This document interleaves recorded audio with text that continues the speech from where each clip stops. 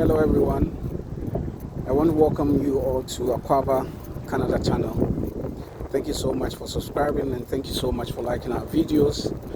We appreciate the support that we're getting from you.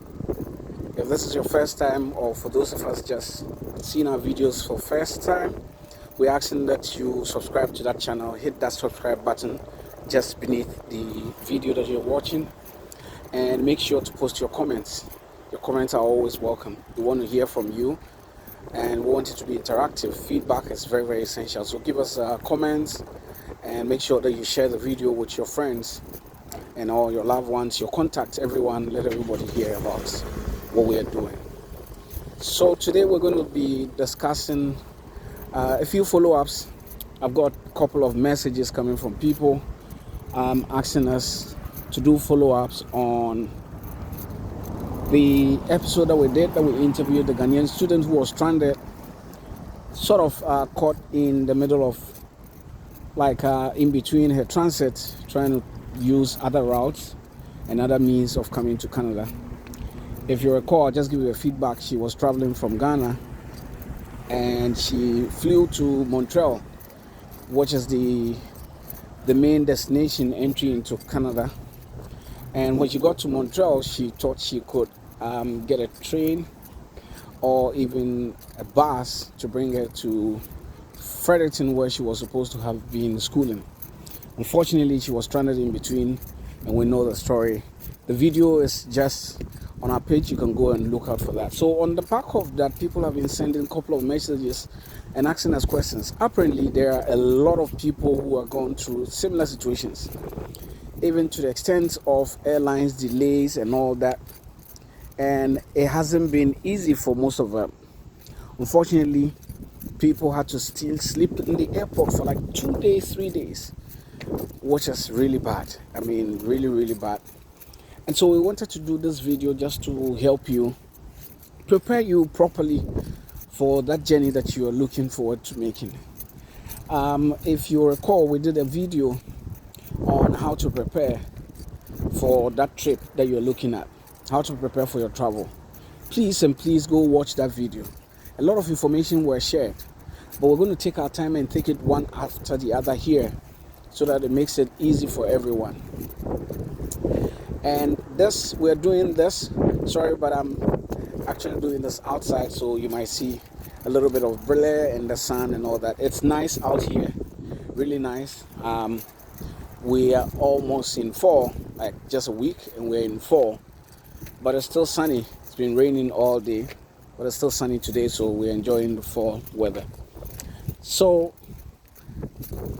those of us who are preparing to travel to Canada as students, foreign workers, permanent resident, everyone, this video goes to you.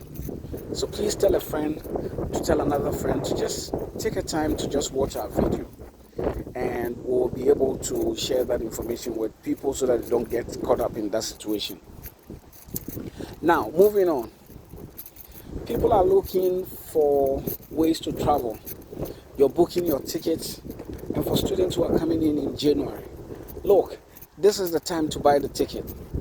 This is the time to buy that ticket that you want to use for that travel. See, my reason for saying this is that it's better to plan ahead than to be late and be paying huge sums of money, get a lot of inconveniences because you failed to plan properly, and the execution will not go well as you expected. Tickets are expensive around the time that you'll be coming. So if you're coming towards January, for January intake, it means that you are in the peak rush hour. You see, people are traveling for vacation. Those of us here are running away from winter because we're going into winter. Winter starts around November, there about December, early December, we're in winter. So people are traveling back home to enjoy the warm weather. And you are also looking at traveling here, right? So there's a clash in between, right? There is a clash in between.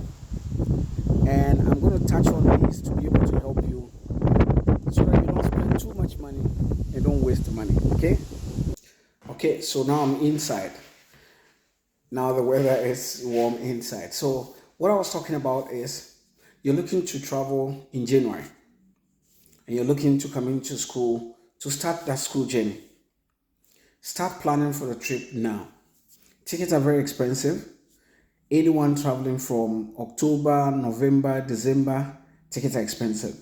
Don't wait till November or December before you start buying your ticket. You can save money on that ticket that you want to buy now if you plan towards it.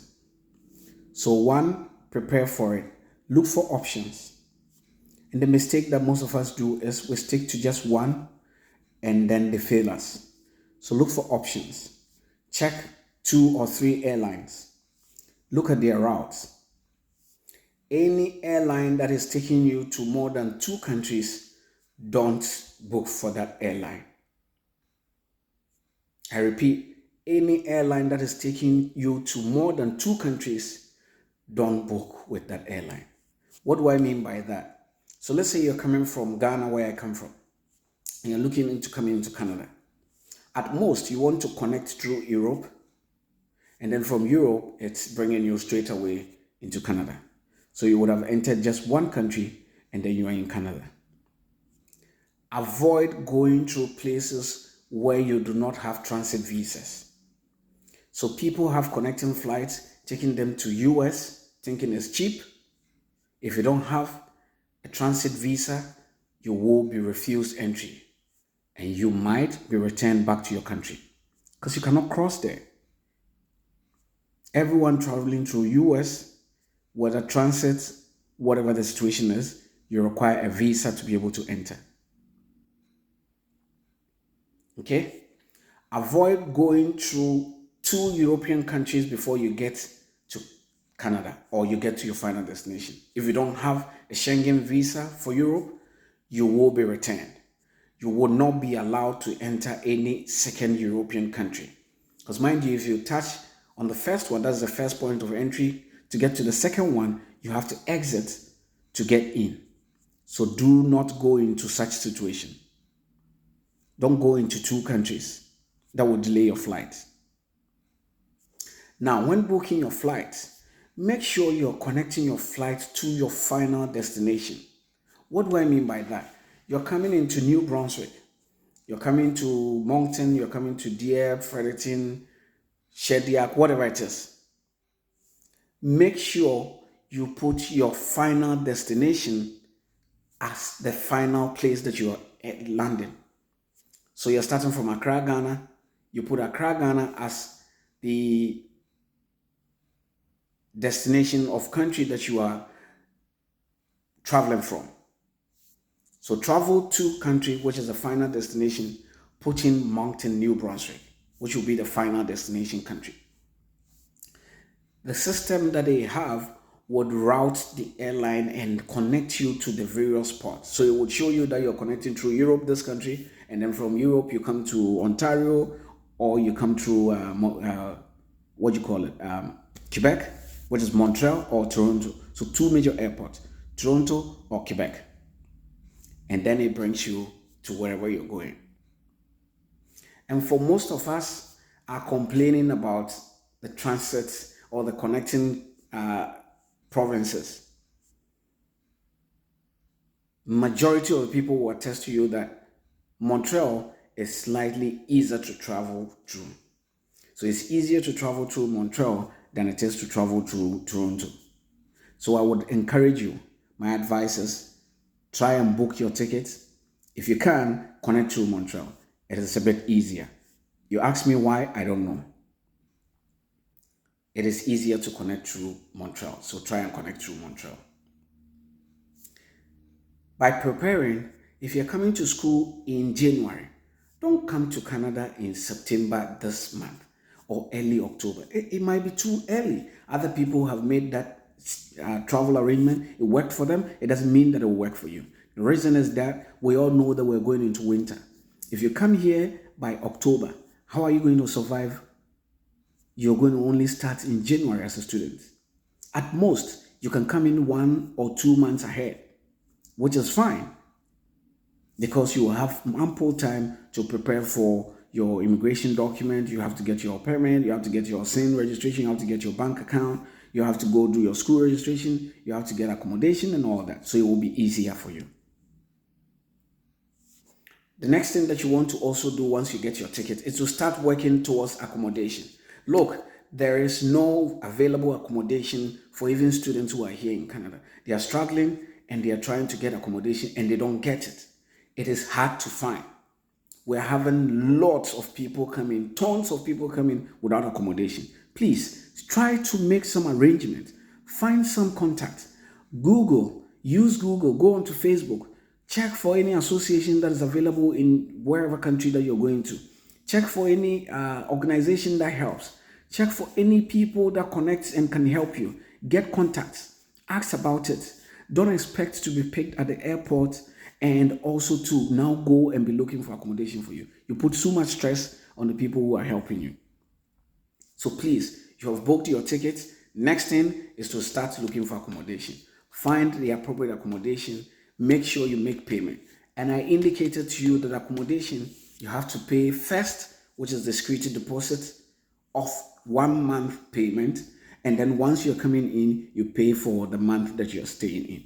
The security deposit is necessary and is needed because that is a guarantee. That is a security that you are going to keep the place decent. When you're leaving, they would inspect the apartment and give you your money back. That is if everything is okay. So you pay today, you're leaving in 2 months. The landlord or whoever it is, the property agency or company will come inspect it. If everything looks okay, they give you your money back. So please and please make sure you're doing things right. And if you're watching this video, do not forget to subscribe. That is how we can make more people get the information that we're sharing. Do not forget to like our videos. Share with someone. Don't be selfish, please. Share with someone. Let someone also benefit from what you are enjoying or what you're learning. Because we're having a lot of people coming into Canada with so much difficulties. So if you do some of these things, it will help you avoid all those troubles that you're having at the airport. Imagine you're booking a flight and it says you're going to be staying in one country for about 18 hours or 10 hours. How are you expecting to get in? How do you expect to cope? Is the airline providing you any arrangement for accommodation at the airport and all that? Look to all those details. Make sure you take your time and check all those details before you come in. Please. Another thing that we are also learning is that people are being returned, especially people from Africa. People are being returned back to their country. Ghana, Nigeria, we've had a lot of students being returned. Another category of travelers who are not even students are also being returned. Why are they being returned? Is a big question. The reason is that you told yourself or you're telling the immigration officer that you're coming into Canada as a student. Okay, so they asked you questions about what you're coming to study. And you're confused. You don't know what to tell them. Are you saying you did not read about the program that you're coming to do? You don't know what program you're coming to take? The next question that the airlines are made to do now is to make sure that you're able to get your login credentials and log into the school portal to show that you're actually a student. You said you're a student. Okay, can you log into the portal for us to see that you have your school details in there so that we can guarantee that you are a student? And someone is not able to do that. What shows that you're a student? What shows that you are actually coming to Canada to study? The document that was printed for you. If someone helped you, we're having many challenges. People are helping others. They are not declaring that they are helping others. It's fine for someone to help you, but take charge of your own process afterwards. Make sure you have the school contacts. If you've forgotten your password, call them. Reset the password ahead of time. Make sure you log in, you know the programs that you're doing, you know the details that you're doing, you have reset your address, you have reset all your informations are on the portal. When you get to the immigration officer, it says log in, be able to log into them. Show it to them. That's proof that you're a student. But you said you're coming in as a student and you can't even log in. You will be returned in some cases. And that is a challenge that we're having now. You said you're coming to do a Bachelor of Arts in economics, whatever it is, general art, business administration, communication science, computer science, IT, cybersecurity, or whatever it is. And you get there and they're asking you, what is your program about? You are not able to say it. Please, this is basic. You should know this. So please and please try and do some of these things to avoid all these troubles that we're having. Otherwise, what is going to happen is that it will get to a point which is coming soon. Student from where we come from, you probably might be returned at the airport before you even get in. And most airlines are doing that. In Ghana, in Nigeria, they are doing that now.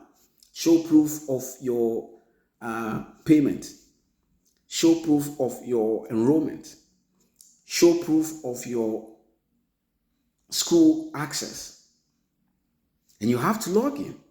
That is how you have to do it.